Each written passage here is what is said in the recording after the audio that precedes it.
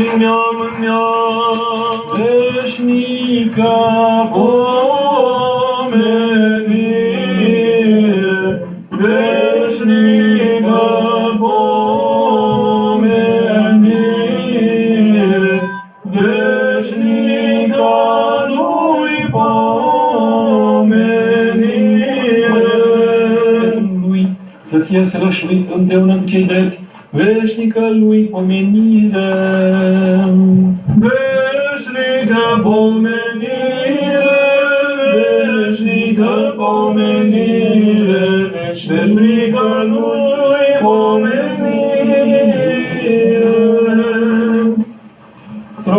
Tragi să vină, suntem toți. Domnului Hristos, Dumnezeu Pălanului și mai toți de zăvară în Bărăfii. Aleluia, aleluia, aleluia.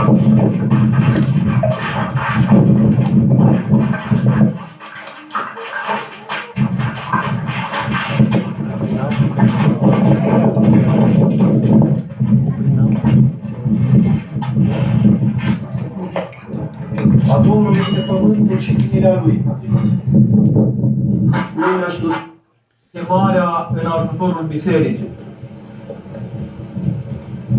De aceea, eu îndrăznesc să spun cu cuvintele psalmistului că fericită este calea în care merge sufletul său astăzi, căci s-a găsit loc de odihnă. Pentru că, dragii mei, noi în biserică, la fiecare slujbă pe care o facem, spunem o rugăciune și spunem așa: încă ne rugăm, Doamne, pentru toți ctitorii, binefăcătorii, miluitorii, ajutătorii Sfintei Bisericii acesteia, pentru sănătatea și pentru mântuirea lor. Pentru toți cei care fac bine Sfintelor Biserici, noi ne rugăm ca Bunul Dumnezeu să-i răsplătească cu mântuire. Și când spun biserică, nu mă refer neapărat la instituția ca atare, pentru că bine, ci trebuie să avem în minte și în inimă totdeauna gândul ca Dumnezeu să ne vadă bine. Și această întrebare trebuie să stăruie în mintea noastră întotdeauna. Cum mă vede pe mine Dumnezeu? Oare ce-ar spune Dumnezeu dacă m-ar vedea făcând asta? Sau ce-ar spune Dumnezeu dacă m-ar vedea spunând asta? Sau ce-ar spune Dumnezeu dacă m-ar vedea lucrând asta? Și așa mai departe. Deci, dragii mei, grija noastră aici în lumea aceasta trebuie să fie nu aceea de a zidi pe din afară cămara sufletului nostru și a împodobi frumos, ca să se vadă frumos din afară. Și curățenia adevărată trebuie să o facem în lăuntru sufletului nostru. Și asta începe întotdeauna cu smerenia, adică să putem să privim în inima noastră, să ne vedem. Pentru că dacă avem conștiința trează și curată, vom putea să împlinim și această îndatorire sfântă pe care o avem față de Dumnezeu, aceea ca veșnică pomenire, veșnică pomenire,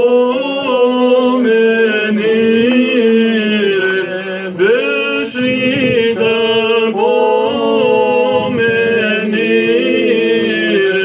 veșnică lui pomenire.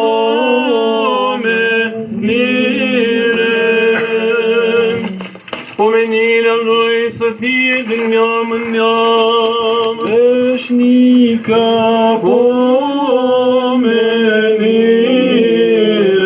veșnică pomenire, veșnică lui pomenire.